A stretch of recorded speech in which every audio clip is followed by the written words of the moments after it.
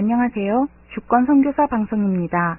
주권 선교사 방송은 철저한 신앙, 소명을 따르는 신앙을 전합니다. 오늘은 성경적인 크리스천 직업관의 발견이라는 제목으로 탐사인의 글을 소개하려고 하는데요. 앞에서 4번에 걸쳐 탐사인의 책 하나님 나라를 이루는 제자들을 소개한 바 있습니다. 오늘도 역시 이 책의 내용입니다. 여기에서 우리는 경제상의 직업과 사역의 직업을 분명히 구분하려고 한다. 물론 이 둘은 똑같을 수도 있다. 그러나 나는 모든 직업은 자동적으로 사역의 직업이 된다고 말하는 사람들과는 견해를 달리한다. 이러한 관점은 16세기 개혁자들의 가르침에서 기원한 것으로 모든 직업은 하나님의 영광을 위해 행해져야 한다는 입장이다. 분명히 모든 인간의 활동은 하나님의 영광을 위해 행해져야 하고 모든 유형의 일은 제각기 그 존엄성을 갖는다. 그러나 그것이 꼭 모든 직업은 자동적으로 사역의 직업이 된다는 뜻은 아니다. 어떤 직업은 목표가 없다. 어떤 직업은 환경을 파괴하고 가난한 자들에게 고통을 가져온다. 그런데 어떤 직업들은 분명히 하나님 나라의 목표로 이해될 수 있는 일을 진행시켜 나가고 있다. 신약에 분명히 나타난 모습 중에 하나는 사람들이 자주 사역 직업을 통해 그리스도를 좇기 위해 생활수단으로서의 직업을 그만두는 모습이다. 어부로서의 직업은 결코 잘못된 것이 없지만 예수님은 4명의 어부를 새로운 직업으로 부르셨다. 그 뒤를 이어 계속해서 그리스도를 좇는 자들은 집을 떠나고 생활 방식을 바꿀 뿐 아니라 그들의 더욱 본질적인 취업을 위해 생계수단으로서의 직업을 그만두는 예가 많았다. 한 예로 예수님은 레위라 하는 세리가 세관에 앉은 것을 보시고 나를 좇으라 하시니 저가 모든 것을 버리고 일어나 좇았다. 바울은 그의 직업을 지원하기 위해 천막 짓는 일을 하였다. 그렇다고 해서 오늘 모든 제자들이 직업을 그만두거나 그들의 사역을 지원하기 위해 시간제로 일을 하라고 제안하는 것은 아니다. 물론 어떤 사람들은 그렇게 할 것이다. 오늘날 수많은 그리스도인들이 그들의 사역 직업에 우선권을 두기 위해 그들의 직업 생활을 변경하고 있다. 그러나 내가 함께 일하고 있는 여러 교회들을 보면 교회의 85% 이상이 관중석에 앉아서 어느 누구와도 함께 사역에 참여하지 않고 있다. 어떤 사람들은 이러한 일이 교회의 전문 스태프들의 영역이라고 여기고 있다. 많은 사람들은 그저 위원회에서 일을 하면 헌신된 교인이 된다고 생각하는 것 같다. 또 다른 사람들은 직장에서 그리스도를 위해 몇 마디 말을 하는 것이 그들에게 요구되는 전부라고 여기고 있다. 우리가 그리스도를 바로 좇고자 하면 세상을 변화시키기 위해 예수님께서 우리 삶을 어떻게 사용하길 원하시는지를 확인할 필요가 있다. 이런 의미에서 우리는 사역 직업의 개념을 다시 규정할 필요가 있다. 그것은 오늘과 내일의 우리 세계의 필요를 맞아 하나님 나라의 확장을 위해 우리의 삶과 은사를 어떻게 활용할 것인지를 발견하는 것이다.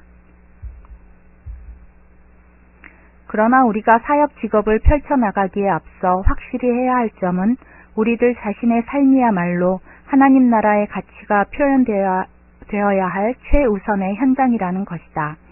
하나님 나라의 첫 번째 요청은 우리 자신이 변화를 받아 하나님의 사랑과 기쁨을 전하고 그의 새로운 질서의 가치들을 밝히도록 하는 것이다.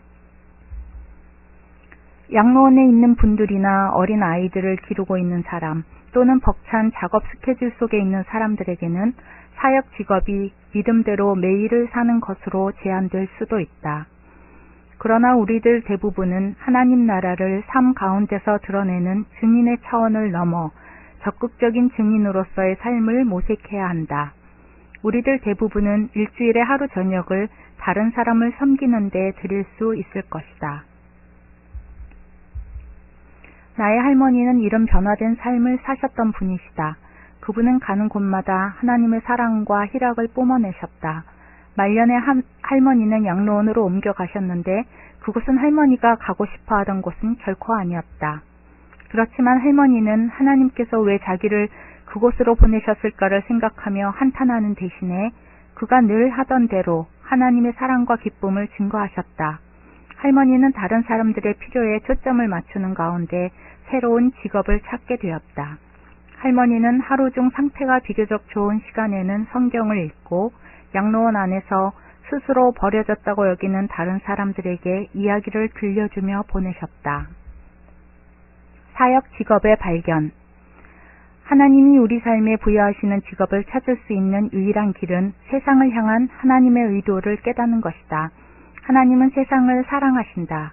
예수 그리스도의 죽음과 부활을 통해 하나님은 적극적으로 사람들을 구원하시며 세계를 변혁하시고 계신다. 하나님은 새 하늘과 새 땅을 창조할 것을 의도하셨다. 의와 정의와 평화와 화해와 온전함과 사랑의 새 사회를 창조하고자 하셨다. 하나님의 나라는 공의, 현재와 미래에 속한 것으로 지금 존재하는 것인 동시에 아직 오지 않은 것이기도 하다. 하나님은 신실한 남녀들을 통해 이 일을 하시기로 하였다. 우리는 그리스도의 재림과 하나님 나라가 완전히 성취될 날을 기대하며 부분적으로 하나님 나라를 드러내야 할 사람들이다. 하나님은 다른 지체들과의 동료의식 속에서 의와 정의와 평화와 화해와 온전함과 사랑을 실현하기 위해 당신과 나의 삶을 사용하길 원하신다. 다시 말하면 그리스도께서는 제자된 우리에게 다른 어느 것보다도 하나님 나라와 그의 정의에 너희 마음을 두어라고 요구하신 것이다. 우리가 그렇게 하면 그 외의 모든 것은 친히 채우시겠다고 약속하셨다.